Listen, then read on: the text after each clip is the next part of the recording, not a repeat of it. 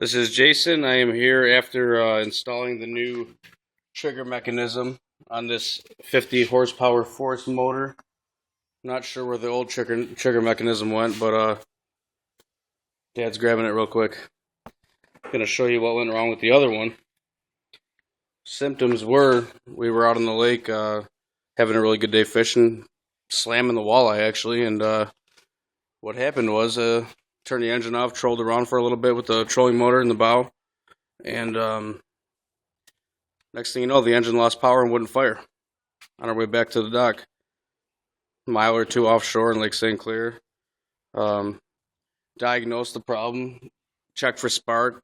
First instincts is spark plugs, wires, that kind of stuff, but realized the problem was much more advanced than that.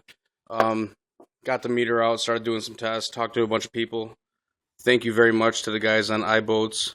Some of you guys are absolutely amazing with the knowledge that you share, and you really deserve to be compensated for it. But either way, I isolated the problem down to the trigger.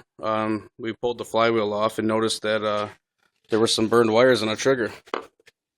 Here's the trigger itself right here. It's your assembly. I've taken the wiring off the heat shield.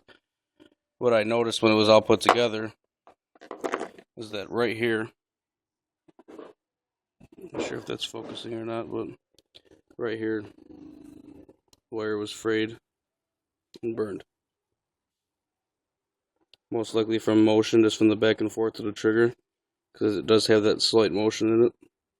And it exposed the wire, and what happened was it started grounding itself out periodically, and that's when my motor wouldn't fire. No spark. All this stuff here is just from me doing random tests on it, but we put the new one on there. And let's see what happens when she fires up.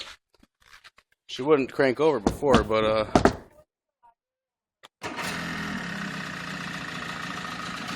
now she fires up pretty quick. Also, while I had her apart, I changed the thermostat out on her. And this thing, let me tell you, it runs a lot cooler now than it did before. Prior to me changing the thermostat, when it ran, I couldn't really put my hand on the block, the engine block, more than 10 seconds without burning my hand after it being running for about a minute or two. And it just seemed like I wasn't really, it was getting too hot too soon. I had the earmuffs on at that point, and it still should have cooled it enough so I could keep my hand on the block, but now after running it for 10-20 minutes, this water barely gets lukewarm, and you can feel the temperature change when the thermostat allows water flow through the heads and sucks in the cold water that's down in the bucket. But cross your fingers, everything's running right now, and I really think we got the problem solved. See you on the lake.